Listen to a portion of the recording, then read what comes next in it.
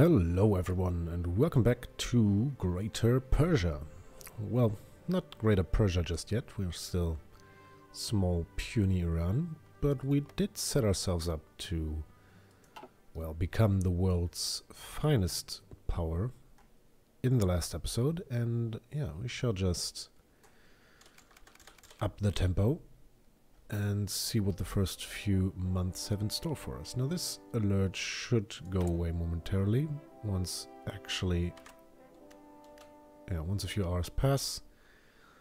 The supply convoys from the Soviet Union do arrive and we get our steel. And that should also up our infantry equipment production. We're up to 5.5 guns per day, or grenades, or whatever that is. Hopefully that will get better over time. We're currently at 50% production efficiency.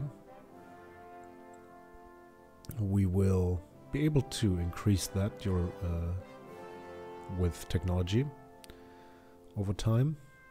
And it's essentially a measure of how well oiled a factory is.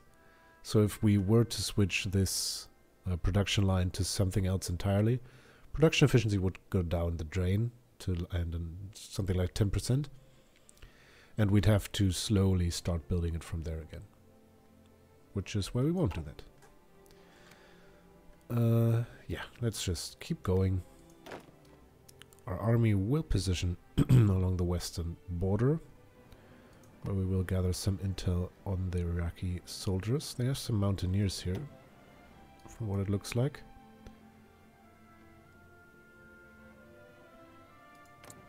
But other than that, we don't quite know what they're doing. Let's take a quick look at how our neighbors are putting their focuses to use. The Iraqi are pursuing a naval effort. Some industrialization going on in the Ottoman Empire. Army effort for the Saudis and industrial effort for Afghanistan. Let's see where they go from here. The only thing I will guide, or will be guided through this, is mostly where I go first. Because if someone decides to go the same route we go, which gives them a lot of extra factories, I'm very much interested in having them work with me. Alright, so the first order of business for the Germans was to remilitarize excuse me, the Rhineland. So Germany has stationed troops in the Rhineland territory close to the French border in clear violation of the Treaty of Versailles. The local population cheered their summoned shoulders on, while the diplomatic reactions from France and Britain have so far been muted. It is no more than the Germans walking into their own backyard, a political commentator in Berlin and Britain observed. Worrying is a bit of a large word for this, but it's certainly a thing. Alright, and we did complete our industrial effort focus. Let's go down that path. You might have noticed that we actually did miss 2 days there. That's not a problem at all. We can just select our construction effort, and we'll immediately be pumped up to a progress of 2 out of 70 days. So I don't know how far you can push this, but missing a couple of days certainly isn't the end of the world. Same thing holds with research, which is quite a nice thing. Alright, let's just keep on going. Let's see. Turkey's going for armament efforts. Oh, and there we go. We are having civil war in Spain. Not even 2 months, not even 3 months have passed, and we're already seeing fascists fighting communists here. Spanish Civil War. A civil war has erupted in Spain. Gasp. Several generals seeking to overthrow the current government in Madrid have issued a pronunciamiento, and a large portion of the Spanish armed forces have answered their call to arms.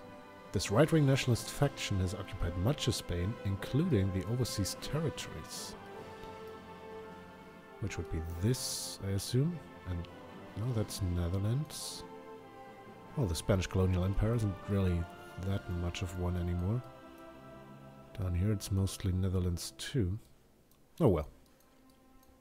In any case, loyalist forces and volunteers have assembled under the left-wing Republican government, determined to resist the putsch to the last breath.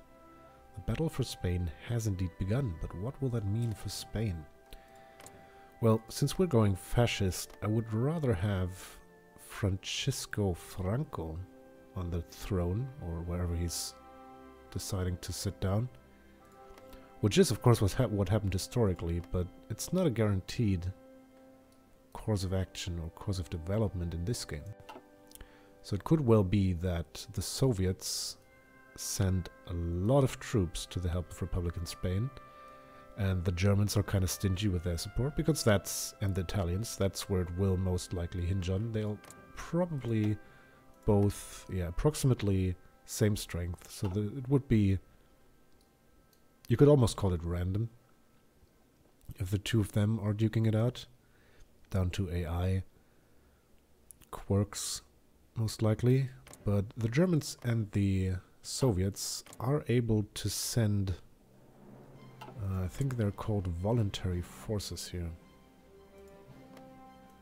So yeah, that's already the NAP with the Soviets.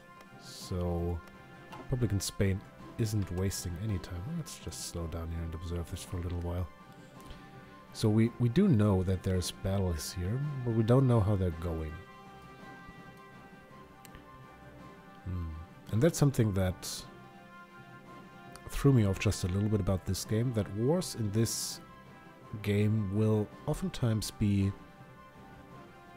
a lot of battles going on simultaneously and dragging out for quite a while, potentially, which is pretty accurate for the time being. But it's not like in EU4 or in Crusader Kings, where it's just like one big battle and everyone piles on and then the battle is done and you go elsewhere and focus elsewhere.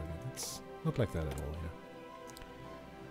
Alright, so we did research electronic mechanical engineering, because we live in an age when electrical machines can no longer only warm and light us, but help us think and communicate.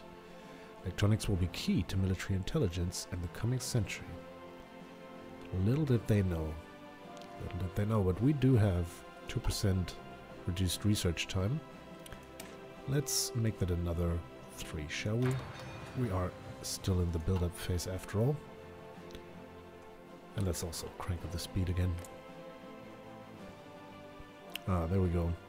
Soviet Union sent volunteers to Republican Spain, and the Germans have sent volunteers to the nationalist Spain. So we'll have to see how that goes. There's little we can do about this. But Republican Spain apparently wants military access. I don't quite know where they're intent on going through our lands, but no, thank you. The only communist we will see around here is Mr. Stalin, and that only because he has firm reign over the north. Alright, how are we looking? We are slowly but steadily building up our first unit here. Let's also set you to reinforce that army. Finished our construction effort. That is quite nice. Before we deal with that, there's one thing here. Now these are now regulars, which means they won't be trained any more than they already are, and will just be wasting equipment, because troops use equipment while training. So what I'll do is I'll stop this army from exercising, and I'll put this one division into a separate army, or it can just, I don't know, stand somewhere behind there, or even have a fallback station here. And exercise there. And that'll be our training army, and I'll even tell all of those guys to go to that. And we'll see how that goes. Alright, so new national focus. No real surprises there. We're going for another construction effort. So we should be... Ah, well. We did get another one.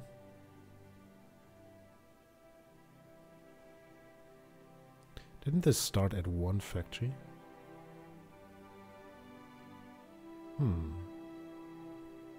Curious. Oh well, I won't complain, because it means we'll have less than a year to go until our first custom-built factory finishes. And there we are already with basic machine tools. Now what we'll most certainly do after this is make use of our... Oh, that's interesting. So industry did really mean this tab and not this column here. So we can't select any of these. It's halfway tempting to go for something ahead of time just because of this bonus. I think we'll just go down this way. It's maximum factories plus 20%. Doesn't really tickle us too much, but 20% factory output, hell yeah. Alright. Oh, we can just keep an eye on this. For the moment it does seem like they're still in somewhat of a status quo situation. Alright, and there we are. Our political power has built up to 150, which is a breakpoint for many of the actions that you can take with it. Specifically, you can change stuff about your government. You can change the conscription policy. We can say, alright, we're currently only recruiting volunteers, which means we don't really have that much of a manpower supply. We could also go for limited conscription, which would raise our recruitable population to 2.5%. And then later on we can also go for more ruthless recruitment policies, up to scraping the barrel, where we really take everyone who can hold a weapon and stick them onto the front lines at the cost, as you can see, of quite a lot of our factory output. And I think there's even an achievement to have 0 manpower with this policy. But I hope we won't be having that anytime soon. We can also look at our trade laws, which will essentially dictate how much of the things we produce, which is not civilian factories, but these things, will get exported. So we produce 68 oil and 34 of this gets exported, which is just a set percentage. You can't do anything about this. And this, what gets exported here, is what other nations will see as available for trade from you in this interface. So there is that. I don't think we'll want to fiddle with this. We want to set our economy to something else before too long, because that is the ratio, or the percentage, it dictates the percentage rather, of civilian factories that get used for consumer goods. And if we go to war economy, not only do we lose all of these penalties and get a lot of bonuses, but we also cut the consumer goods factories percentage in half. But unfortunately we can't do that at the moment, because we're not at war and we're neither fascist nor communist. But that's a thing for the future. What we will do, however, is find ourselves a fascist demagogue, because, well, let's face it, this non-aligned stuff, it isn't working out. Look at us, we're just sitting here, nothing's happening. The Shah is, I don't know what exactly he's doing, but he's not bringing glory to Persia, that is for certain. So let's find ourselves that fascist demagogue, and apparently now fascism is on the rise. The Iranian people have a noble history. A history they've been made to forget under the weak and cowardly rule of Pahlavi dynasty. They claim to represent the people, but can so feeble a state enforce the will of the people? Only by spilling the blood of these traitors can we fulfill our destiny. That's quite a bit of harsh propaganda there. The fascist speakers in Iran have made no secret of what they think of our current rulership and political system. Speeches like these have been tapped into public dissent that is particularly pronounced in the more conservative sections of the military. So we want to appeal to conservative generals and other military personnel to instate a coup, is what I'm reading from this. We still have a choice. The higher-ups may harbor unspoken sympathies, or the younger generation will take up the torch. I don't really know what the difference between these will be, but yeah. Well, the future is always just a generation away, and those are the guys who will be holding the guns we intend to fire at other people, so I think the younger generation will take up the torch. And now we will get some fascist popularity every day. 0.1%, and at a certain point this tiny little piece of that pie chart there, I don't think you can even see it just yet, but there it starts to grow, and at some point the fascists will have enough power, enough influence to take over the government. It seems we'll have a sandstorm over Afghanistan. Clearing up already. And that's also a nice touch in this game. That you actually have to worry about weather effects and about day and night cycle too. If let's crank this down a bit and enable this.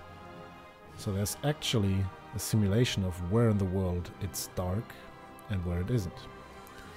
So if we let the clock run, we have this day and night cycle going on here, which is quite nice, and it also influences how well your troops are doing. So attacking during the night's not that good of an idea. It's not that consequential in my experience, because battles do take days or weeks usually. So you can't just go in during the day and then go out and go in and go out and go in. It doesn't really work that way. And the penalties do work both sides, so yeah. You can, however, what is a thing, you can say, alright, I want, let's see, if I take the airport in Tehran and get my guys out here, you can say, alright, missions for my air force are executed during the day, during the night, and during day and night. And what that'll do is, well, specifically for bombers, you'll have less of a chance to be detected during the night, but you'll also have a harder time acquiring ground targets. So there actually is such a thing as night bombing in this, the Night Witches. Well, we're not Russian, but something to that effect. Alright, so second construction effort has concluded. We shall put up some infrastructure in our country as well. How are we looking on that front anyway? It's not F3, it's F4. Now there we go. Supply is also pretty interesting in this game, because you actually have to worry about supply lines. It's not just like in EU4. Hold on a bit. So Italy, now in this start, they started war with Ethiopia. Ethiopia doesn't stand a chance, so they just get annexed outright and occupied by Italy. Alright. So what do we have here? It's 1936, so that marks the games of the 11th Olympiad. The 11th Olympic Games were recently held in Berlin. Attended by athletes from 49 different nations across the world, the 1936 Summer Olympics are the first in history to have enjoyed limited live television coverage. Now, there's the future for you. The games were a significant propaganda victory for the German regime, of course, which spent lavishly on the event.